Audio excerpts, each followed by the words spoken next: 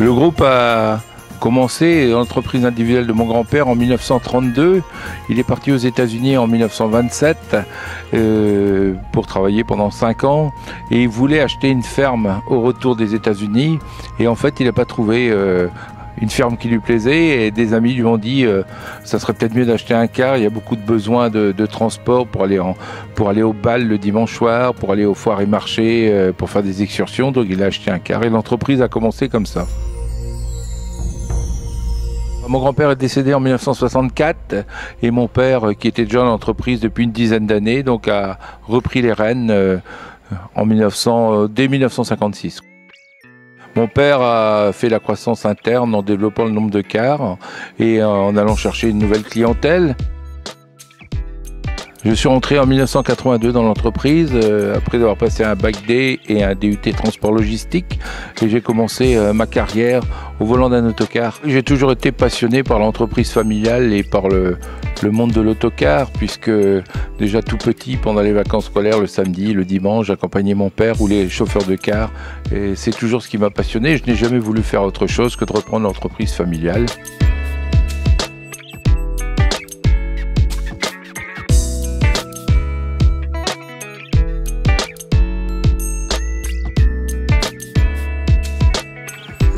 Nous avons aujourd'hui 3 métiers: autocariste, tour opérateur, agence de voyage. Mais les voyages en autocar ne représentent plus que 15% du chiffre d'affaires. Bien que nous ayons une flotte de 180 autocars, dont 120 autocars de grand tourisme. J'ai la chance d'avoir un PDG, Michel Salin, qui est amoureux des cars. Et donc, depuis 2005, on a mis en place un système que l'on appelle le fauteuil Royal Class.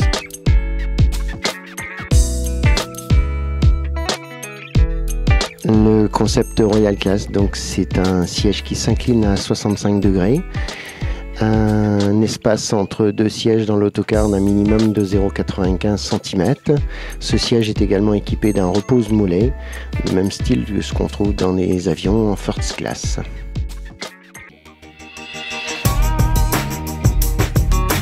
Salin Holidays n'organisait que des voyages en autocar jusqu'en 1990 où nous sommes mis à l'aérien. Et les premières agences de voyage ont été ouvertes en 1990, une à Quimper, une à Brest. Avant 1990, nous n'organisions ni de près ni de loin de voyages en avion. En 92, quand je suis rentré, on sortait de la guerre du Golfe, avec tous les impacts négatifs sur le tourisme et même sur le voyage en autocar. On avait subi des baisses et en l'occurrence, il a fallu se positionner sur d'autres choses. Et la Roumanie nous a permis de mettre en place des lignes de charter entre Nantes et Constanța et de devenir en l'espace de 2-3 ans, on va dire, le premier, non le deuxième tour opérateur français à faire la Roumanie. Donc on a développé après la Roumanie Ibiza, le Maroc, l'Andalousie, la Tunisie, enfin tous les moyens courriers bassin méditerranéen. Et puis Salin, lui par contre, avait sa propre activité, travaillait entre Brest et Nantes, mais n'avait pas de développement extra-régional à l'époque. Aussi en 1997, on a décidé de mettre en place un réseau de partenaires.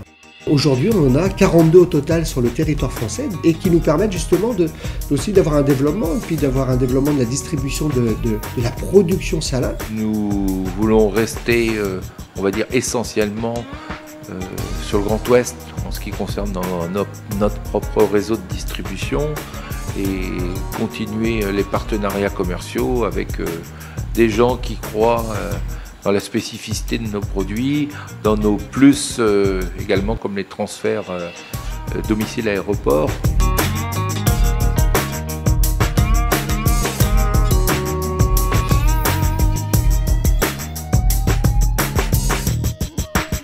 Les grandes étapes de la production, ce sont la mise en place des catalogues. On travaille avec les services de publicité qui sont intégrés chez nous, marketing, voilà. Et ensuite c'est toute la gestion technique pour chaque produit, avec donc les équipes de production qui sont spécialisées par zone géographique et assistées ensuite de services tels que les formalités de douane et de police, les carnets de voyage.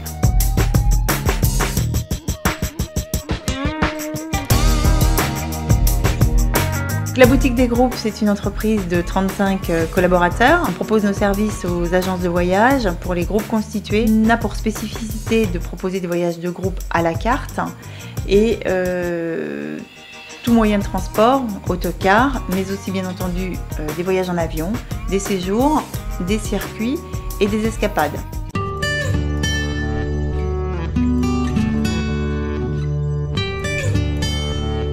Nous voulions en fait être vraiment avoir une identité spécialiste sur la Russie. Donc nous avons créé la marque Pushkin Tour en 2000. Nous avons commencé bien sûr par la Russie, ça reste notre destination principale, avec les pays de l'ex-Union soviétique, le Caucase, avec la Géorgie, les pays baltes.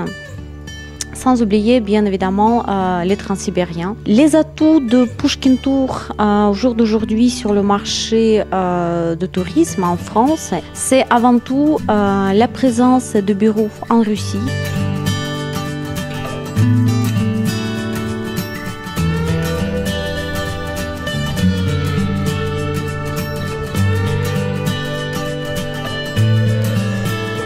Je me souviens quand je suis rentré dans ces bureaux là à Pont-de-Buis, où là maintenant il y a 6 maisons qui représentent une sorte de village entreprise.